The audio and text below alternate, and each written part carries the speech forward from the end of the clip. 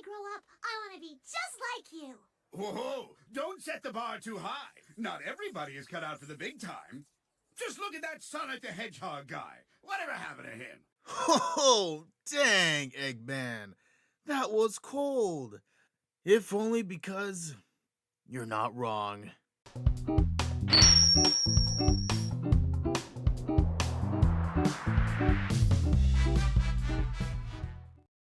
Whatever happened to Sonic? This is a question that the internet has been trying to answer for years now.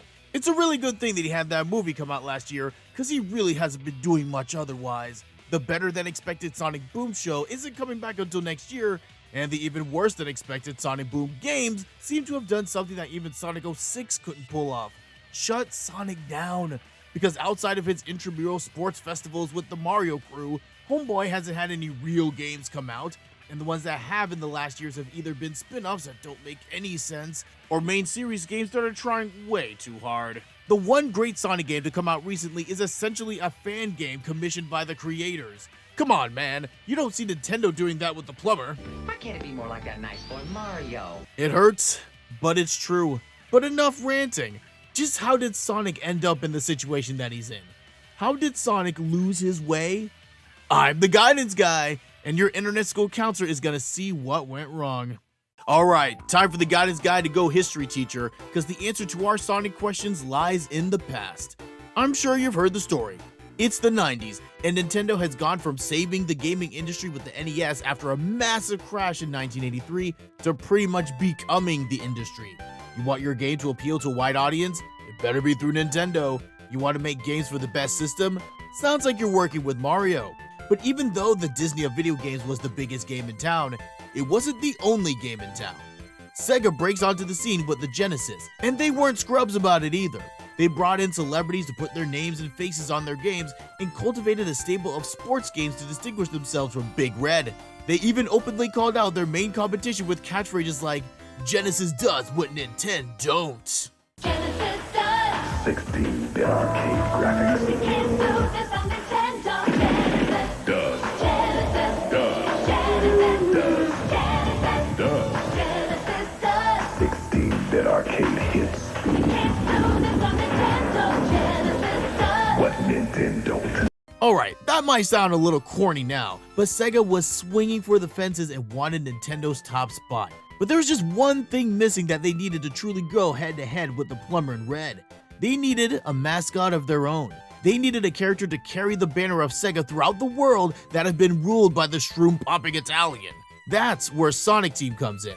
Led by Naoto Oshima and Yuji Naka, Sonic Team created everything from Sonic from the ground up. From his design, color, and personality was carefully crafted by the Sonic Team in order to stand out against their arch nemesis. And the result? You know where this is going. The Sega Genesis thrived under the massive success of a series of games starring the sassy hedgehog. Sonic 1, 2, 3, Sonic & Knuckles, and Sonic CD are considered the golden age of the franchise, and the games propelled this guy into the broader popular culture. He got himself into the Macy's parade before the other guy did, had 2 Saturday morning cartoons going on at the same time, and as a result of all this, Sega was just printing itself some money. And then Sega made all that money and took over the gaming world, where they reign to this day with the Dreamcast 3. Yeah, not so much. If you saw last week's mini on everybody's favorite volleyball team, link in the description if you haven't, you'll know that Sonic Team had to be working on some of these values that we talked about in that video to have the success that they did. But there's another aspect of teamwork that's incredibly important: consistency. And this is perhaps the biggest part of Sonic's decline. It wasn't the jump to 2D to 3D, it wasn't the ever-increasing amount of side characters. Shoot, it's not even because that one time that he had a fusion with Mr. Fantastic and the Hulk. The men most responsible for the popularity of the Sonic franchise, Naka and Oshima, aren't with Sega anymore. Naka hasn't been directly involved in the Sonic games since 06, and Oshima pieced out after Sonic Adventure 1 in 1998. And for the sake of comparison, over at Nintendo Land, Shigeru Miyamoto has been the steady hand of the wheel of the Mario franchise since day one.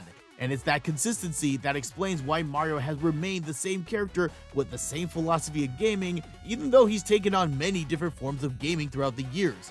We don't get that with Sonic. What we've gotten over the past decade plus is desperate attempt after desperate attempt to on one hand change the formula, but on the other hand shamelessly pander to the past. Listen, Chemical Plant is my favorite level in any Sonic game, but for crying out loud, how many times are we gonna play this level in a Sonic game?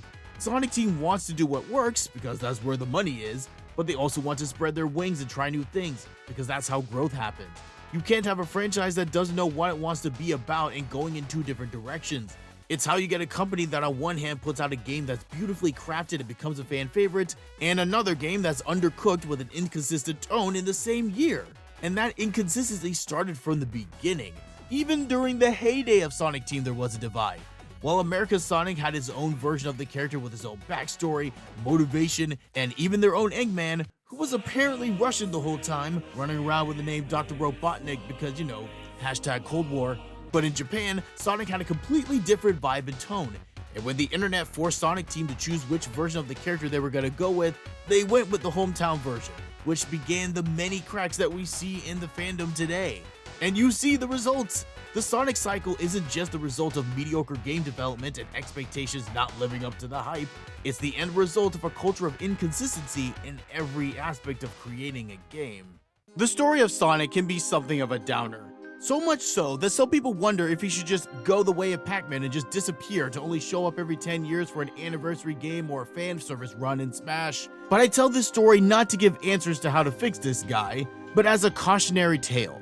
A lack of consistency leads to chaos, and that's what we see with Sonic, and we see it in our everyday lives. When we don't exercise as we should, we're not as healthy as we can be. When we don't connect with people as often as we want to, we start to wonder where our friends are at.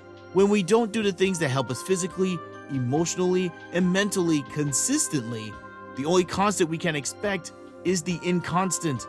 If you know what you want from your life, you need consistency to get it. You can visualize and plan all you want, but if you don't execute over and over, when you stop when it gets tough or inconvenient, what you end up with are Sonic-like results. It's spotty.